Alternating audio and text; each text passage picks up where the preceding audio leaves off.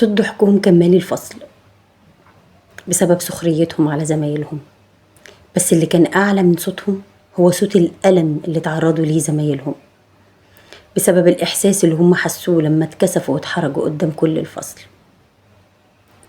لأن هم كانوا عارفين إن المدرسة دي دار الأمان، مش الدار اللي هيحصل فيها سخرية ومكان السخرية من زميلاتهم ليهم.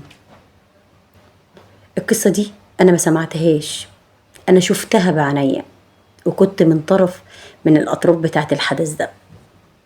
ولو عايز تعرف عن القصة دي تابعنا للآخر. الحكاية بدأت لما بنتين جوني وأنا قاعدة في الفصل، قاموا من مكانهم قدموا نحوي يعني وقعدوا معايا، عايزين نكلم حضرتك في حاجة. قلت لهم اتفضلوا. قالوا البنتين اللي قاعدين جنبنا ريحتهم وحشة واحنا عايزينك تتصرفي معانا، احنا مش عارفين نعمل ايه. قلت لهم خلاص تمام، انا هتكلم عن النظافة الشخصية يمكن هم يفهموا ويقدروا يحسنوا من وضعه. قالوا لي تمام، بالله عليكي اتكلمي، لا احنا خلاص تعبنا. قلت لهم تمام، وفعلا ده اللي حصل. وانا قعدت اتكلم عن النظافة الشخصية وازاي نتعامل والكلام ده كله. بعدها بشوية حسيت ان ممكن يكون الكلام مؤثرش معاهم. جوني البنات تاني وقالوا لي على فكرة الكلام شكله مؤثرش معاهم خالص، وبعدين نعمل ايه احنا بقى في المشكلة دي؟ احنا ذنبنا ايه نتأذى احنا بالريحة الوحشة دي؟ قلت لهم يا جماعة ثواني معلش، اصبروا على حالكم شوية، من لقى منكم منكرا فليغيروا.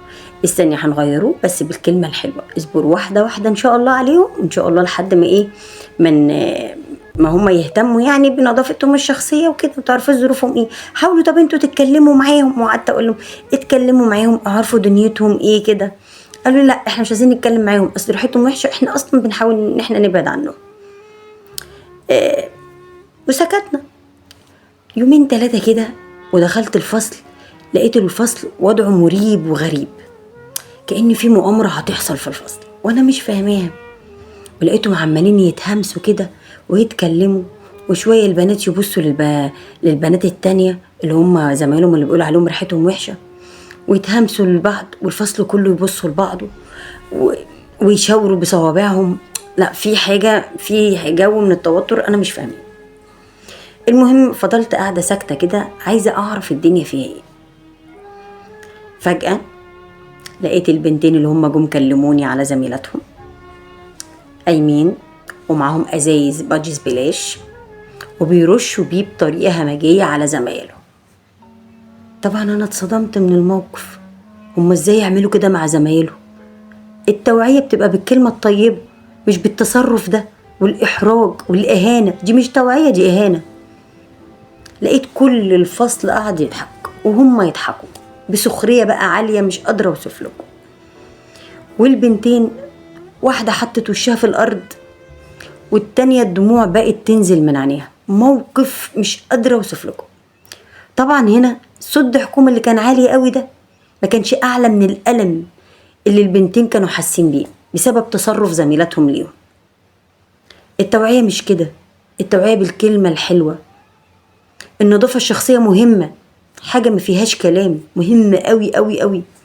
لكن الأهم ان احنا ننظف قلوبنا ونخلي نيتنا سليمة، ما نهينش حد، ما نوجعش حد. قصتنا دي فيها درس، اي نعم الدرس بيوجع، بس الاهم من الوجع ده ان احنا نتعلم من الدرس ده، نتعلم منه ان احنا ما نهينش حد ونحاول نصلح على قد ما نقدر ونحاول نساعد، لكن ما نهينش ونوجع حد. كل اللي قدرت اعمله ان انا قعدت اتكلم معاهم كلام تاني ليهم كلهم، موجه لكلهم، وحاولت ان انا اطيب خاطر البنتين واتكلم معاهم على انفراد. لكن هم بصراحة كانوا حالتهم النفسية سيئة.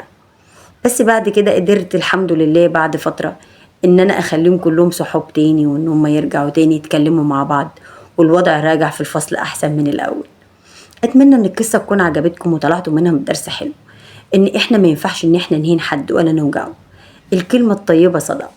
ولو انت شايف حاجة مكروه حاول تساعد، مش عيب ان احنا نساعد بعض بدل ما نجرح ونهين. لا نجرح ولا نفضح ولا نوجع، لان الجرح بيبقى طعم وحش جدا.